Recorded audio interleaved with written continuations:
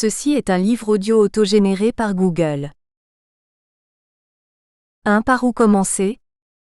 Crier d'un passant à notre peuple, ô le savant. Et d'un autre, ô le bonhomme. Il ne faudra pas détourner les yeux et son respect vers le premier. Il y faudrait un tiers crieur, ô les lourdes têtes.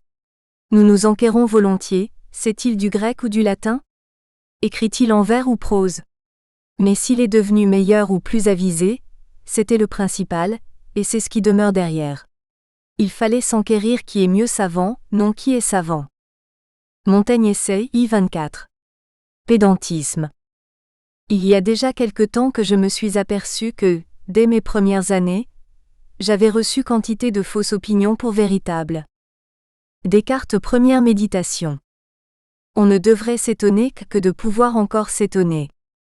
La Rochefoucauld, Maxime 384. Le propre d'un mystère, disait Ansermet, c'est que plus vous l'élucidez, plus se renforce son caractère mystérieux. Et l'auteur ajoute, mais le besoin demeure pour cet animal métaphysique et l'homme de s'adonner à cette élucidation. Jean-Claude Piguet, Philosophie et musique. Constat.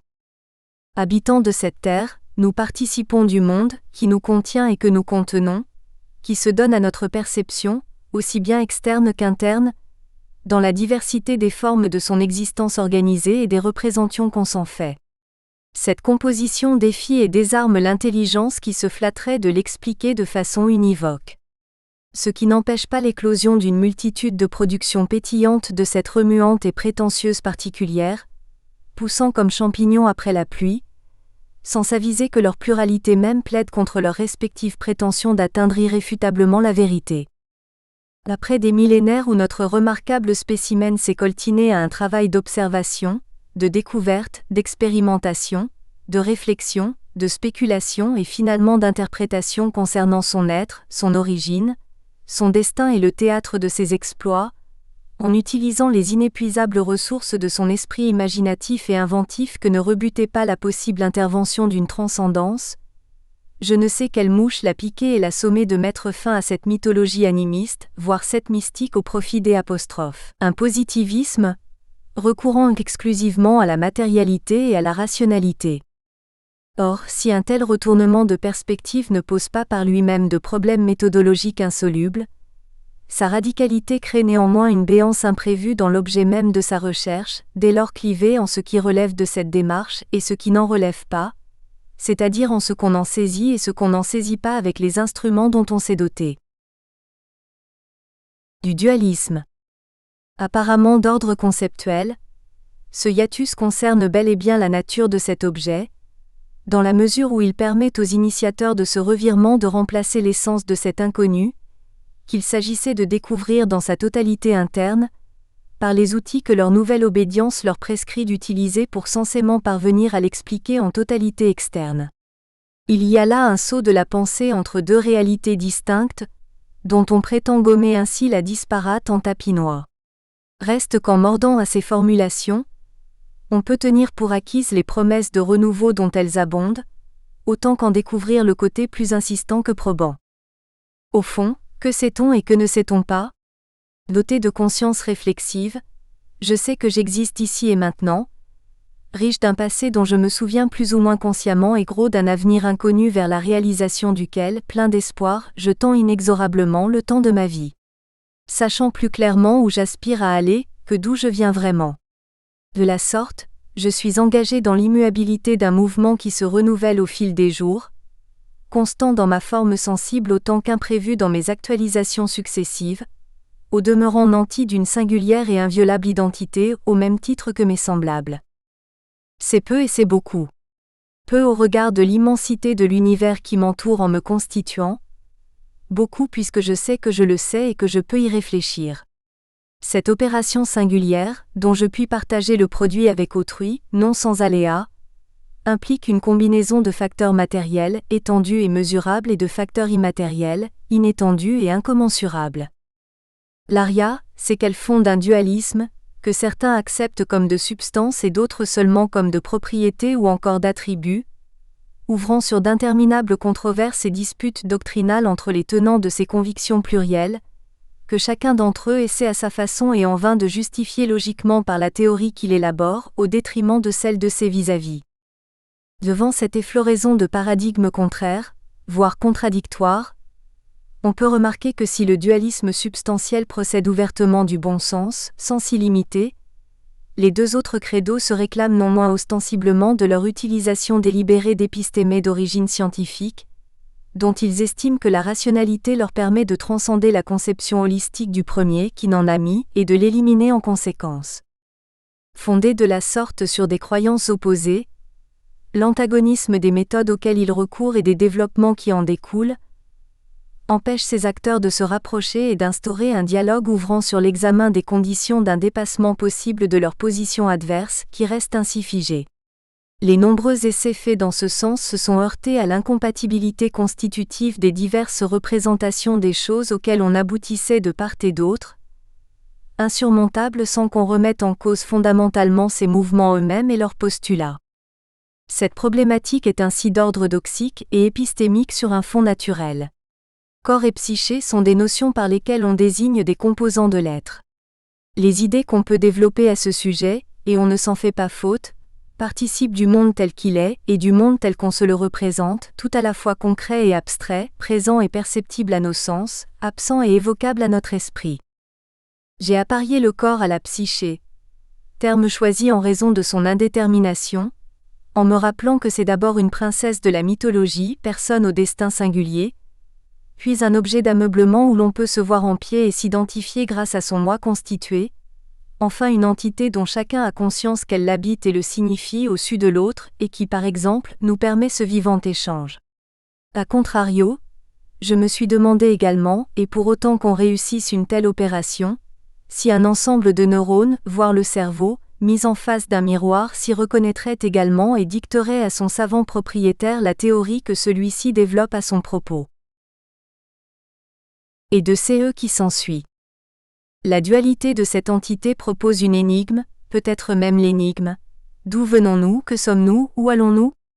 Or, poser une énigme invite à la résoudre, ce qui implique de chercher diverses possibilités d'en comprendre l'énoncé et de l'aborder. Parmi celles-ci, l'homme a d'emblée épousé la voie historique, mythologique, respectant l'intégrité de son objet, avant de découvrir la voie scientifique, analytique qui ne se conformait pas à cette exigence. En effet, ayant estimé à la longue que la méthode intuitive, irrationnelle et gratuite, se montrait incapable de donner une réponse démontrable à son questionnement, il la dénonça et recourut à l'expérimentalisme scientifique, conforme à la logique et lui paraissant en tant que tel susceptible d'assouvir plus sûrement sa soif de connaître.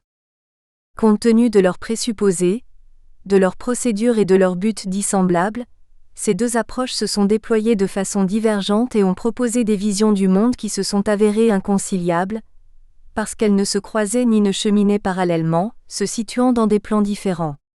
Au mieux elles s'ignoraient, au pire elles guerroyaient, remplissant l'histoire du fracas de leurs disputes, sans avancer d'un iota dans l'explication du phénomène à laquelle elles prétendaient. Autre approche. Devant un tel constat d'impuissance relative, une troisième modalité de déchiffrage se présenta au tournant du XIXe en marge des deux premières. La voie psychanalytique, cheminant à sa façon intrépide non sans emprunter à la voie mythologique sa vision globale du sujet, dont elle se sentait proche, et à la voie scientifique sa méthode rigoureuse, apparemment plus sérieuse, de sorte qu'elle se proposait de dépasser leurs antinomies paralysantes, qu'il n'était pas question d'abolir, en se soustrayant à ce que leurs présupposés respectifs avaient soi-disant d'exclusif. Un contraste existe entre ces divers modèles. Partant de phénomènes observables, composition, comportement, fonctionnement ou réaction, dont ils cherchent à élucider le déterminisme, le neuroscientifique formule des hypothèses qu'il tâche de vérifier en s'appuyant sur une série de résultats particuliers et quantifiés, récoltés au cours d'expérimentations fragmentaires, réalisées méthodiquement au laboratoire sur des cohortes de cobayes sélectionnées pour qu'elles puissent être considérées comme homogènes du point de vue de la question en investigation. Puis, appariant ces deux catégories de facteurs, il mathématise les relations qu'il en retient de façon à pouvoir les présenter en enfilade au bout de laquelle se profile, voire éclot une vérité objective concernant quiconque, réputé scientifique en raison de son obtention par des voies dont tout subjectivisme a été banni. Le neuroscientifique vise à expliquer le fonctionnement neurophysiologique de l'être en général, en vue de le maîtriser, d'agir sur lui et de l'améliorer le cas échéant. Aux antipodes de ce scientisme pragmatique, le psychanalyste propose à l'individu l'expérience vécue d'une relation personnelle suivie et régulière, au cours de laquelle des échanges avec son interlocuteur, avant tout verbaux, le conduisent à une prise de conscience de ce qui lui appartient en propre, sans y rien ajouter ni en rien retrancher. Lui révélant certains automatismes qui régissent sa vie à son insu, cette voie lui offre la possibilité d'élargir son degré de liberté en les découvrant, en les identifiant et en se donnant ainsi la chance de les dépasser. Secondairement, mais de façon non négligeable, elle ouvre la perspective d'une compréhension de l'universel dans l'individuel. La première modalité, axée sur la quantité, poursuit le plus d'être. Elle débouche sur l'actuel et prétentieux transhumain. La seconde, orientée sur la qualité, recherche le mieux-être. Elle embrasse l'humain. J'ai choisi cette deuxième façon d'avancer simultanément dans mon étude du monde et dans ma réflexion sur moi-même, ce qui exige que l'on respecte l'équilibre qui existe entre ces deux approches complémentaires en même temps qu'irréductibles, dans le souci de mettre le moi au cœur de la démarche dont il est à la fois agent et thème, sans exception de l'une ou de l'autre. L'expérience du moi. Constituant l'individualité, la personnalité d'un être humain, le moi caractérise celui-ci en lui conférant identité ou même accent aigu, ipséité et constance. Il s'oppose au non-moi, c'est-à-dire au monde extérieur, dont l'autre, son semblable, fait partie. En philosophie, le moi est la personne humaine en tant qu'elle a conscience d'elle-même et qu'elle est à la fois le sujet et l'objet de la pensée. En psychanalyse, opposé au ça, dont il s'est différencié, et au surmoi, le moi est une des trois instances de l'appareil psychique, chargée de la médiation entre les pulsions venant du ça, qui n'ont de cesse de trouver satisfaction, les interdits et les impératifs du surmoi qui en modulent l'expression, et les exigences vitales de la réalité où elles doivent trouver issue. Il correspond à la partie consciente du psychisme, sens illimité et contrôle l'accès à cette même conscience ainsi qu'à l'expression motrice. Ainsi, avant d'être empoigné et manipulé par le savant selon le processus analytique, c'est-à-dire rapportant tout ce qu'il étudie à des éléments tangibles et quantifiables déjà connus, communs à cet objet et à d'autres qui lui sont semblables de ce point de vue et conséquemment, s'appuyant en extériorité sur une abstraction qui n'est pas la réalité de l'objet en question, le moi résulte d'une intuition de son être propre gagnée en intériorité que tout un chacun peut vivre.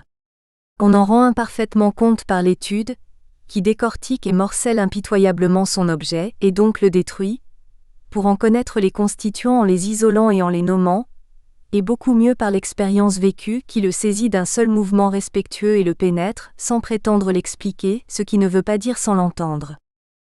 Ces deux démarches antithétiques peuvent cheminer de concert ou se succéder, mais non se rejoindre en raison de leurs moyens et de leurs buts divergents. L'une vise à la connaissance, avec des arrière-pensées utilitaristes, et se réalise dans un présent qui se veut prometteur de bienfaits à venir, l'autre se contente d'être et d'y réfléchir dans la durée. D'un au-delà de la médecine. L'enseignement prévoit de faire médecine avant de devenir psychiatre et psychothérapeute. La médecine en effet est une discipline qui permet d'acquérir des connaissances fondamentales et une maîtrise factuelle bien éloignée de répondre aux questions qu'on se pose en tant que psychiatre et psychothérapeute quand on s'occupe d'un patient, son semblable, qu'on envisage pour lui-même. L'appellation de psychiatre et psychothérapeute, autrement dit, médecin de l'âme, caractérise le métier tel qu'on l'envisage dans cet ouvrage. D'où que sans renoncer à ce qu'on a acquis en étudiant la médecine, savoir inestimable, mais limité du point de vue de cette recherche, on peut décider de ne pas s'en contenter et s'engager dans la voie qui mène à l'acquisition d'un savoir et d'une pratique dans cette spécialité, complétant et ouvrant cette discipline de base en direction de cette enquête. Outre une remise en question de soi-même, agent et objet de cette démarche, une telle option implique un réexamen de la référence exclusive au matérialisme comme préalable à l'étude des sciences naturelles, entraînant ipso facto son extension aux sciences humaines, où il se révèle si malencontreux au sens de la connaissance de l'individuel et la logique du réalisme de Jean-Claude Piguet. Ce philosophe pense qu'il convient d'ancrer la connaissance non pas dans la pensée qui pense, aux fins de garantir une objectivation, mais bien dans la réalité qu'il faudrait penser. Autrement dit, il invite à partir des choses pour s'en faire une idée à mettre en mots et non de pratiquer l'inverse, sous peine d'en arriver à une pensée qui ne soit plus que discours, induisant la perte de cette réalité même qu'il faut avoir entendue pour pouvoir l'interpréter telle qu'elle se donne. On voit que ces deux approches, bien que tout paraisse les opposer, peuvent se justifier, sous réserve des limites que chacune sécrète, en raison de ses présupposés, de sa composition, de son équipement, de son objectif et de son champ d'application, sans préjudice de leur hétérogénéité consubstantielle, qui leur permet de coexister, mais pas de coïncider. Pratiquement, après avoir conquis son diplôme de médecin, l'auteur s'est engagé délibérément dans la formation à la psychiatrie et à la psychothérapie, clairement orienté par la psychanalyse freudienne, qui offrait l'opportunité inégalable de se découvrir et de découvrir autrui, de façon authentique, en raison de la conscience réflexive commune qui permettait à ces deux êtres pareils d'établir une relation unique où ils puissent librement s'entretenir. Les exigences et de l'apprentissage de cette discipline. On a décrit en d'autres lieux les exigences méthodologiques d'une telle conception du métier, qui oriente l'activité et la pensée de manière originale, en les centrant sur le sujet qui consulte. Ce dernier est engagé dans une relation intersubjective intime, à prédominance verbale, avec son docteur psychothérapeute, menée en marge de la réalité quotidienne de manière réglée et répétée, et toute nourrie des identifications qui le relient à cet alter ego, qui le guide afin de l'amener à reconnaître son monde intérieur de sorte qu'il puisse apprendre en le découvrant, à le reconnaître, à le comprendre, à l'accepter et à en maîtriser les tenants et les aboutissants plus librement selon ses propres dispositions. Ce qui se révèle au cours de cet itinéraire régulièrement parcouru et partagé, est un ensemble original et dynamique de singularités, de similitudes et d'affinités. Et c'est de l'appropriation clairvoyante de cet exercice, guidé de façon aussi compréhensive que ferme par le psychothérapeute, que naît d'abord la possibilité pour le patient de changer librement quelque chose dans le cours de sa vie, dont il se rend compte qu'il souffre et pourquoi, et ensuite, pour le psychothérapeute, celle de théoriser à propos de cette opération dont il tire les motifs du plus profond de lui-même. Autrement dit, c'est l'expérience qui est première, la théorie venant permettre dans un second temps de mettre en forme le vécu tissé de la sorte, pour en déchiffrer le sens et les exigences et rendre éventuellement communicable cette démarche et ses fruits à d'autres praticiens. Le shibboleth de ce procédé veut que le psychothérapeute ait passé au préalable par la même expérience que celle qu'il propose de vivre au patient venu demander son aide, afin de pouvoir l'accompagner dans cette exploration de lui-même en connaissance de cause et sans se confondre avec lui. Cet impératif répond à l'essence même de la méthode, fondée sur l'usage approfondi d'une réflexion sensible à propos de la clinique, qui réclame un apprentissage pratique. En ceci, il ne diffère pas des principes qui fondent l'apprentissage en général. À mesure qu'on évolue dans ce cadre singulier et organisé, on en découvre la rigueur tout autant que la fécondité chatoyante, contrastant avec les limites étroites des neurosciences que l'on côtoie dans ce champ. Et l'on s'aperçoit qu'étant donné le génie qui y préside, il vaut la peine d'épouser le cheminement que Freud a suivi dans son élaboration et de le parcourir à son tour, sans préjugés, avec l'ambition et la modestie de l'élève si l'on veut y atteindre à une certaine maîtrise. L'évolution doit se faire par un va-et-vient ininterrompu, spécifique et soutenu entre la pratique et la théorie. De la psychanalyse. La méthode psychanalytique fonde cette façon de voir et d'agir, et doit être inlassablement étudiée en plus d'être pratiquée. Au fil du temps, Freud l'a développée de proche en proche, de façon qu'on ne peut espérer la saisir au cours d'une seule lecture chronologique de son œuvre, encore moins en se limitant aux nombreux commentaires qu'on en a faits. Créative, la démarche de notre auteur a suivi les méandres et les hésitations de sa pratique innovante, dont il a extrait son enseignement au fur et à mesure de la compréhension et de l'intelligence qu'il en prenait. Et la lecture attentive de son œuvre, comprenant ses découvertes, ses hésitations, ses errements, ses réflexions et ses repentirs, en complément de la clinique, reste un moyen essentiel d'en pénétrer le sens et de l'intérioriser en vue de la mettre dûment en pratique. En quoi cette méthode innovante mérite l'attribut scientifique que Freud revendiquait pour elle ? C'est que, luttant avec bonheur contre sa pente naturelle à spéculer, Freud s'est conduit en clinicien, s'étonnant de tout, ne laissant pas des idées préconçues le détourner de ce qu'il observait chemin faisant et n'envisageant que dans l'après-coup d'élaborer en une théorie ce qu'il y découvrait et comment. À cette fin, son objectif étant d'amener son patient à se dévoiler et à reconnaître ce qui l'habitait à son insu et l'agitait contre sa volonté, il considéra que les productions psychoaffectives d'Aisui, aussi minimes fussent-elles, étaient essentielles à cette exploration et méritaient la plus grande attention, afin qu'elles puissent se manifester spontanément et clairement dans la cure, pour autant que le sujet en écarte consciemment les obstacles extérieurs et avec son aide précieuse, les obstacles intérieurs qui s'y manifestaient.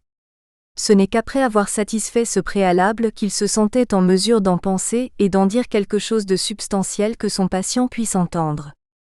Autrement dit, Freud, n'inventant rien qui ne fût déjà plus ou moins connu, mais s'orientant selon un point de vue original, a développé une méthode intuitive pour explorer l'être dans ses parties les plus intimes, que la science conventionnelle ignorait comme immatérielle, inaccessible à ses méthodes et à ses instruments, et cela avec une cohérence sans faille conférant à son entreprise hardie et inédite le sérieux que lui disputait cette même science au nom de son empirisme logique et critique et qu'elle considérait comme orthodoxie. Soumise depuis son apparition au coup de boutoir d'une intelligentsia positiviste et matérialiste que rien ne désarmait, elle se porte nonobstant comme un charme et fait mieux que survivre, moyennant que l'apport original de Freud y garde la prééminence qui lui revient. Mais n'étant pas acquise d'emblée, cette exigence engendre deux ordres de considération. La première concerne le bénéficiaire de la méthode, psychanalyste ou patient, la seconde intéresse la méthode elle-même. À la rencontre de soi-même. Celui qui prend la peine d'entreprendre une psychanalyse n'en ressort pas comme il y est entré. Certes, la transformation ne porte pas sur son identité, constituée une fois pour toutes. Mais la découverte de son monde intérieur, qu'implique la pratique délibérée de la remise en question de soi prescrite dans la cure, entraîne des changements en profondeur de sa personnalité. Prendre conscience de telles motivations en soi, ayant déterminé subrepticement jusque-là tel sentiment ou telle conduite avec lesquels on n'est pas profondément d'accord, n'oblige pas ipso facto à y renoncer. Mais on ne peut plus y obéir automatiquement. Quelque chose qui était inconscient est devenu conscient. Et c'est ainsi par rapport à soi-même, qu'on entreprend de changer, à la faveur de cette lucidité nouvelle que permet la conscience réflexive et la liberté qu'elle autorise, pourvu qu'on y travaille. Aucun truc là-dedans. Aucune dissociation cognitive et affective. Simplement, une meilleure adéquation à soi-même, évoluant de manière naturelle dans le jeu de la relation psychothérapeutique, basée sur la confiance et l'identification réciproque auxquelles celle-ci conduit ses protagonistes.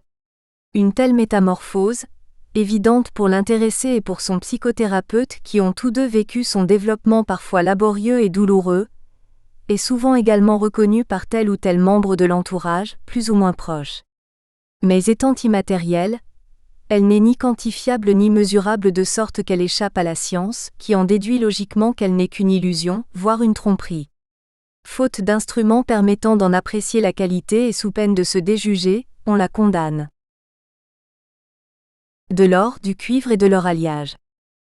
Si la psychanalyse est restée vivace, les épigones de Freud y ont apporté des modifications, élargissant le champ de ses indications et alliant à cette occasion, à l'or pur originel le cuivre de la suggestion directe qui entend la renouveler. Ce qui ne va pas sans remaniement, parfois important, tant de la pratique que de la théorie. Freud avait prévu ce mouvement, rappelant cependant que quelle que soit la configuration que prendrait cette psychothérapie appliquée au plus grand nombre, ses parties constituantes les plus efficientes et les plus importantes resteront à coup sûr celles qui auront été empruntées à la psychanalyse rigoureuse, celle qui est exempte de toute tendance. Les extensions qu'apportent à la méthode mère les multiples descendants qui se réclament plus ou moins de Freud, n'invalident pas cette opinion. D'autant plus que nombre de ses innombrables héritiers ignorent son apport majeur, s'en passent, le taisent ou même s'en attribuent subrepticement le mérite. Autrement dit, il y a là une vérité qu'on peut ignorer, contredire, nier ou tordre, mais pas détruire. Or l'esprit du temps et ses turiféraires combattant Freud dès ses débuts, ont entrepris de le démolir, lui et sa méthode, en raison de son originalité qui remettait en question les acquis de la science officielle positiviste en matière de connaissance de l'homme et de traitement de la névrose, et pire, à cause de son recours à l'inconscient et à la sexualité infantile comme principe constitutif. Ce mouvement d'opposition, sorti tout armé de la tête de ses promoteurs, a pris l'habitude de se manifester dogmatiquement par la ponte périodique d'un ouvrage réfutant souverainement les thèses de la psychanalyse, que ses auteurs connaissent de toute évidence plus par ouï-dire que par une lecture attentive ou qu'ils détournent délibérément de leur sens. Annoncé au son des trompettes de la renommée et encensé de prime abord par certains médias, qu'aucune outrance n'effraie, le livre a tôt fait de disparaître, avalé par l'inconsistance des arguments éculés qui le truffent, avant de renaître de ses cendres, entrant dans un cycle qui n'en finit pas de laisser pantois ses laudateurs. Il en résulte que la psychanalyse se voit escamotée, noyée dans un magma d'inanité, qu'on en parle de moins en moins en lui rendant justice, et qu'on peut se livrer sans vergogne à une démolition d'autant plus efficace qu'elle porte sur la méthode déjà mise à mal dans la citation tronquée et orientée qu'en font impunément ces Grimaud et Gade-Papier, la plupart de leurs lecteurs n'ayant pas lu Freud mieux qu'eux. De sorte qu'on attribue à la psychanalyse les fautes que dénoncent solennellement ces parodies, ourdies et brandies à cette fin. Qui veut noyer son chien lui trouve des défauts. Dieu est d'ordinaire avec les gros bataillons. Le débat s'étire en longueur et la psychanalyse, dès lors que son créateur n'est plus là pour la soutenir comme il l'a fait de son vivant, ne trouve plus que des défenseurs pâlissants dans ses champions, dont nombre ont peu ou prou pactisé avec ses détracteurs au fil des générations et de la séduisante évolution de la science. Cette usure est liée au succès même de la méthode qui, d'abord pratiquée avec rigueur par les happy few, dûment formés et courageux, a perdu de sa force novatrice au fur et à mesure de son épanouissement, gros de son affadissement. Insensiblement, les ingrédients de son succès ont quitté la confidentialité et les exigences spatiales, temporelles, affective et intellectuelle de la cure, pour pénétrer la manière de penser de Monsieur Tout-le-Monde et passer dans le langage courant, y faisant l'image sans qu'on ait à se donner la peine d'en découvrir le sens et la quintessence par une expérience personnelle, onéreuse en temps, en émotion, en travail et en argent. Parallèlement, les neurosciences et le cognitivo-comportementalisme ont connu des progrès fulgurants dans leur mise en œuvre, qui par leurs spécialistes d'une aura de savants, irréfutables, sinon démontrés, leur permettant d'avoir réponse à tout, de se hisser au pinacle de la connaissance et d'entamer un règne apparemment promis à l'immortalité. La psychanalyse, étant ainsi tombée en désuétude dans les milieux qui font l'opinion, se voit remplacée par les neurosciences triomphantes, juchées sur le battage publicitaire que leur valent leurs technologies spectaculaires et les résultats expérimentaux tangibles, mais limités qui s'y rattachent en matière de neurophysiologie, de neuropathologie et de localisation cérébrale. Or, une telle mésaventure n'est pas l'apanage de la psychanalyse. Son allure intrinsèque connote l'évolution générale qu'a suivie la pensée occidentale. Partie à la suite des Grecs, à la recherche de l'être, si inaccessible soit-il, celle-ci s'est laissée conduire dans le chemin plus aisé du savoir-faire, du faire savoir, voire du faire tout court, gros de réalisation concrète et immédiate. Retour à la psychanalyse. La psychanalyse ressortit à la première manière, fondée sur l'expérience. Pour découvrir dans sa plénitude et riche de son passé l'être dont il avait l'idée, Freud s'est appuyé sur l'intuition que ce qui vaut pour un homme singulier vaut pour tous les hommes, quelle que soit la diversité qu'incarne chaque individu dans ses particularités. Et il est parti de cette universalité pour introduire la cure, cette rencontre où l'un des protagonistes, s'offrant à tout entendre, invite l'autre à lui dire tout ce qui lui vient à l'esprit, sans en rien omettre, quel qu'en soit le caractère futile, choquant ou saugrenu, afin que s'y révèle ce qu'il quête de lui-même. C'est là la règle fondamentale. Elle repose sur la thèse qu'entendre transcende écouter, puisque le langage est fait de mots qui signifient plus qu'ils ne semblent dire. Elle propose en conséquence d'instaurer un type de communication, préférentiellement verbale, où la mise à jour de nouvelles connexions ou de lacunes significatives dans le discours proféré dévoile le jeu de l'enchaînement inconscient qui préside à la vie intérieure du locuteur et permet à celui-ci d'en prendre conscience. Cette règle amène à reconnaître 3 modalités d'accès à l'inconscient du sujet. Les associations libres qui connotent, émaillent et orientent son discours, l'exploration et l'interprétation des rêves qu'il raconte, l'exploitation de ses actions manquées et fortuites, soit rapportées, soit saisies et nunc. On est ainsi placé dans le vif du sujet, sa réalité in statu nascendi, non encore adultérée par une quelconque conceptualisation.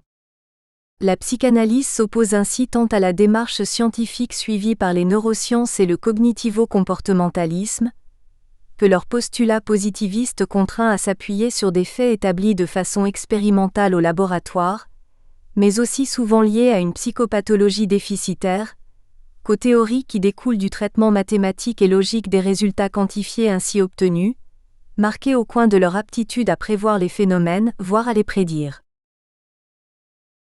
Alternative. Ce qui frappe dans ces disciplines, c'est les positions a priori des tenants de ces diverses modalités de pensée qui ont vu le jour au cours des XIXe et XXe siècles. Ayant pris le parti de travailler non sur le réel tel qu'il se donne, mais sur la représentation qu'on peut se faire des grandeurs mesurées de certains de ces éléments et de certaines de leurs opérations, et effectuant de la sorte une réduction de l'observé aux concepts et aux grandeurs qu'on en extrait et qu'on leur applique, elles orientent l'enchaînement des raisonnements qui en résultent et peuvent dès lors gloser rationnellement ad libitum sur la vision qu'elles veulent donner du monde. Si précises et exigeantes soient-elles, elles ne réalisent pas qu'apparaît un saut entre leur exigence de recourir à l'expérimentation pour établir les faits, et leur disposition à extrapoler souverainement de ce donné aux conclusions qu'elles en déduisent.